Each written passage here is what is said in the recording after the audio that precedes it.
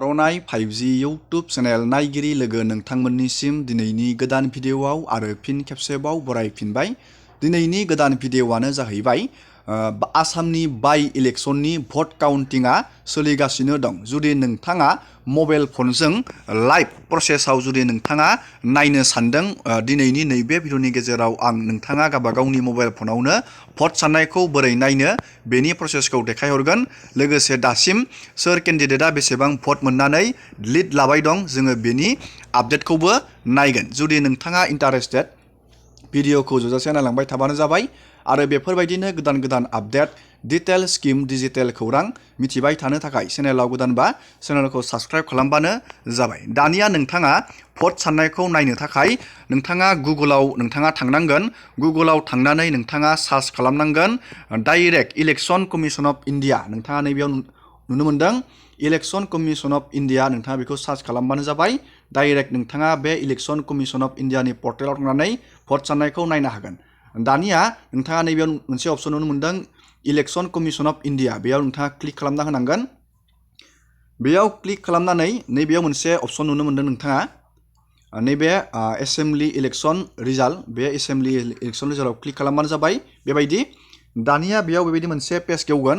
नोंथाङा नैबेयाव नुनो मोनदों एसि बाइ इलेक्शन। बेयाव नोंथाङा क्लिक खालामनानै होनांगोन।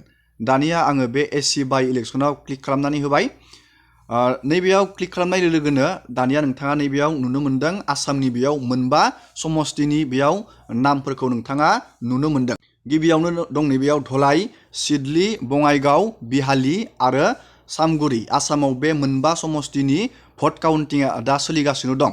दानिया जोङो बेयाव भटनि साननायखौ नायनो थाखाय नैबे सिडलीनिखौ जोङो नायनि सोर दा बेसेबां भट मोननानै दं।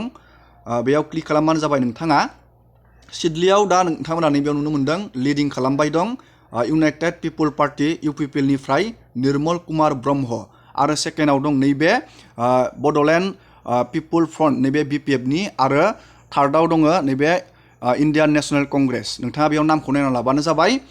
दा नोंथांमोना बे सिडली एसेम्बलि कनस्टिटुन्सिनि नोंथाङा भटनि काउन्टिंखौ नोंथाङा बेबायदि नायनानै लानो हागोन। दानिया जोङो नायबावनि बेलेग समस्तिनिखौ जों नायनि।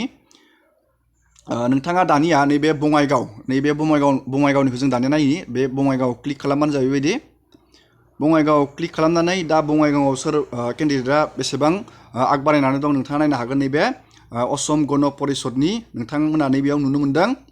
गिबियाव दं नैबे असम गण परिषदनि बिथाङा नैबे 13,734 बेखिनि भट मोननानै बिथाङा आग बारायबाय दं। आरो सेकेन्डआव दङ इन्डियान नेशनेल कंग्रेसआ दं आरो थार्डआव दं नैबे इन्डिपेन्डेन्ट।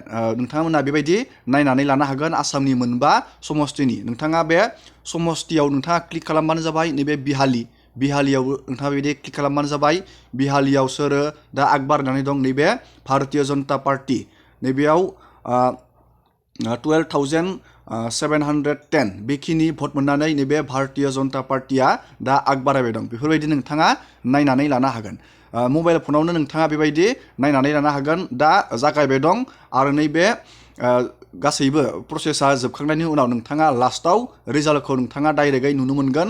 नोंथाङा दा सोर बेसेबां भट मोननानै बेसेबां आग बारायबाय दं नोंथाङा दा बेखौ नैबे इलेक्शन कमिशन अफ इन्डिया नैबे मेन पर्टेलाव फैनानै नोंथाङा नायनो हागोन। नोंथाङा बेबायदि प्रसेसआव नायबानो जाबाय। आङो आपडेटखौ नोंथांमोननो लाबोबाय थागोन सम सम। दा नोंथांमोना बेबायदि भट साननायखौ लाइभ प्रसेसआव नायनो हागोन। दिनैनि भिडिअखौ आं बेखिनियावनो फोजोबथ'बाय। नोंथांमोननो आङो बेनि आपडेटखौ गेजेर गेजेर लाबोबाय थागोन।